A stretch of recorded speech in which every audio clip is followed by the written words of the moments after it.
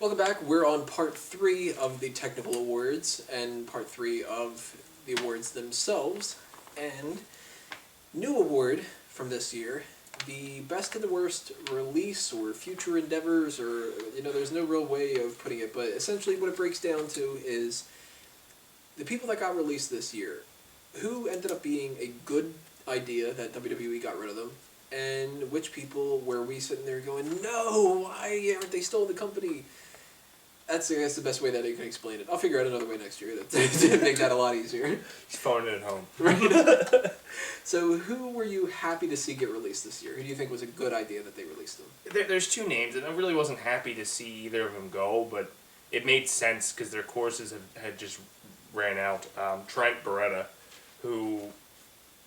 First release of the year, I think. Yeah, they did the whole "Where's Trent" thing, and all the superstars are behind. Where's Trent? Where's Trent? WWE's like, who's this Trent? Oh, he's on my payroll.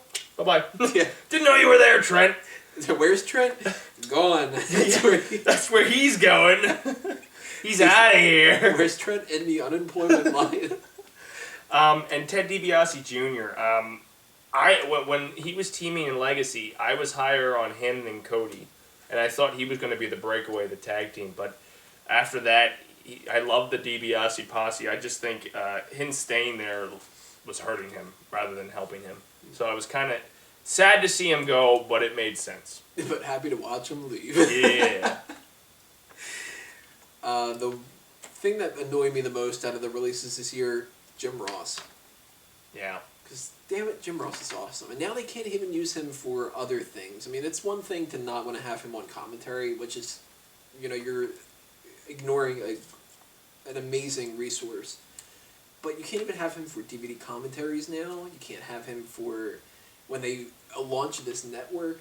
If they don't beg him to come back, because they could always just beg him to come back. But he could have been the host of multiple shows. Like, he did the Legends Roundtable, and he brought credibility to it. He also was a good host for it, too, because JR's, that's his job. JR, as much as that whole thing with that, the symposium was awkward as hell, with him making jokes about having sex with his wife with a Rey Mysterio mask on, and... Fuck on!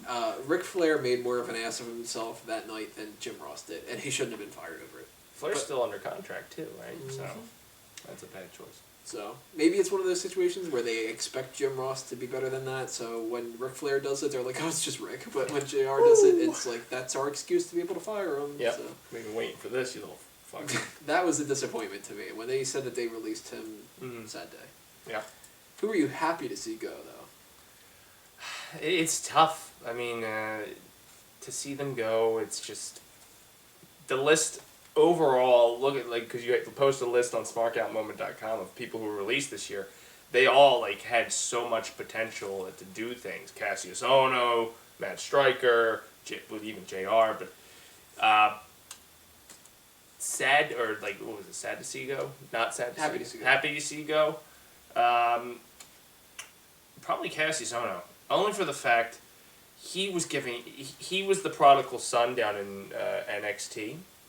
Because he was huge on the indies. He was giving every opportunity to succeed, and he kind of he got complacent. Mm. And then they finally released him, and it was kind of like, oh, sucks. He could have had so much, he could have been part of the Shield. The Shield could have been 4. Shield could have been him instead of Roman Reigns, and then it would have been a true indie takeover. But, God, just do what they say. If you're given that opportunity, do what you gotta do to get to the top. Fuck it. Everybody can't be a CM Punk. Get lucky. The person that was happiest to see go, and I thought it was a damn good idea for them to do it. I mean, like you said, there's been a lot of people that it sucked that they had to go, like a Matt Striker, to an extent a Cassius Ohno, too, because it's like, damn it, you couldn't have done it. Like, he had potential. And, happy to see somebody like a Trent Beretta go. Sakamoto. I completely forgot about that guy. Exactly, because, what was the point of Sakamoto? He was there to be a manager, but he didn't manage. He didn't speak. He didn't wrestle. He clearly was not going to be a wrestler that they needed to, put some thought and effort into or whatever. It's not even like Ricardo, where Ricardo is, kind of a wrestler, more of an announcer, and they've got him working on commentary now. there was nothing for Sakamoto. And you can't sustain a job where all you do is walk out, throw ice up in the air, and then have Tensai push you, especially when Tensai's not even Tensai anymore. He's Sweet Tate. Yeah. So was he really going to come out with the Funkadactyls? 'Cause I would love to see that. Sakamoto's on a roll. Can't even do it because it just doesn't flow. So Sakamoto, as much as it sucks that people have to be fired and all that, it made the most sense out of everything to me. Should have been JTG. That guy is probably just making so much money because he's there so long. He's tenured. Sitting back. Brooklyn. He's stealing a paycheck is what he's doing. That's what we're saying. Shit!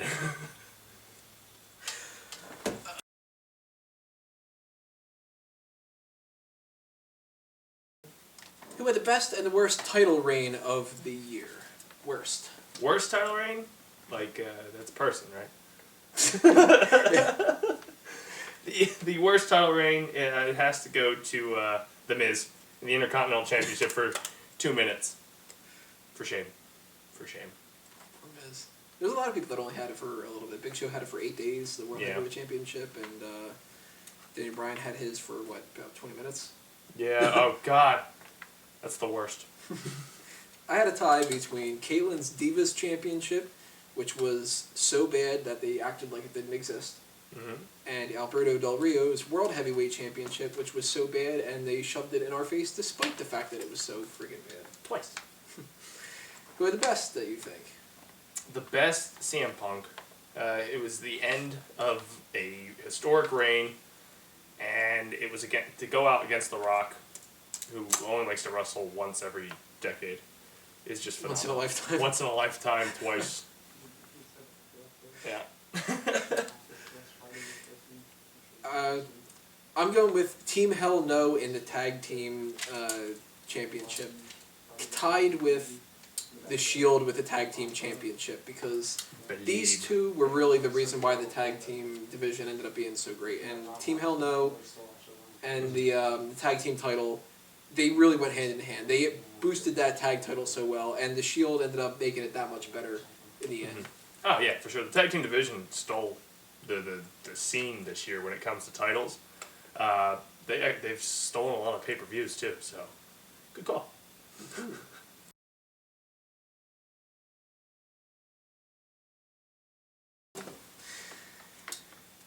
Getting down to the nitty-gritty here for the technical awards, the last one, the most important probably, I guess you could say, out of all of it, the best and the worst match of the year.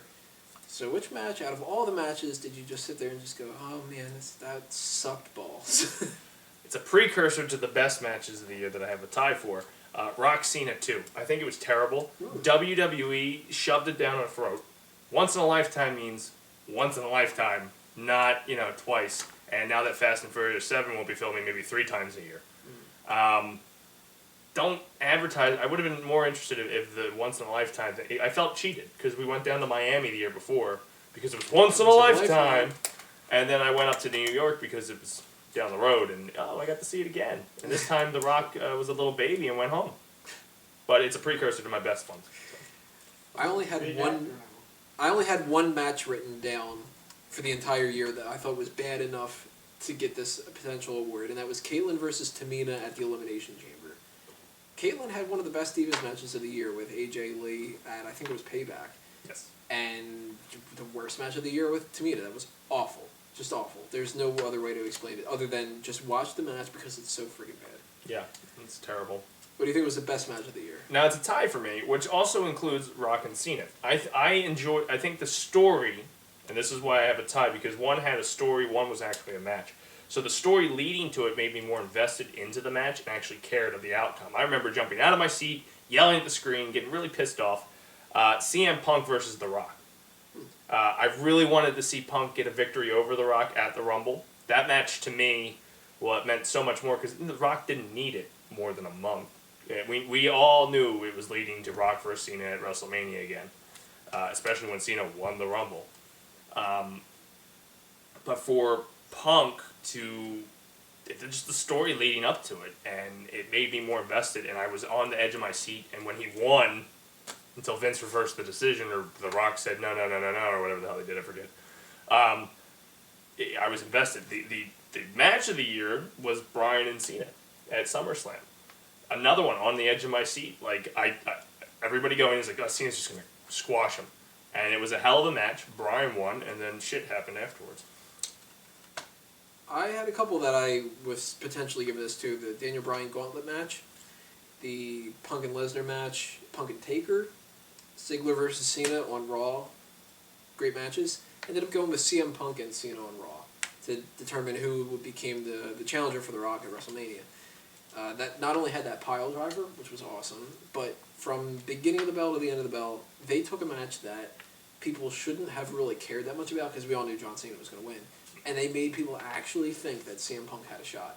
If you watch back at that match and you see all the near falls, people are buying into the fact that CM Punk's going to win it. And that was awesome. I mean, it was two important people wrestling an important match and making the top to bottom entertaining. For sure. Best match of the year, I think. Yeah.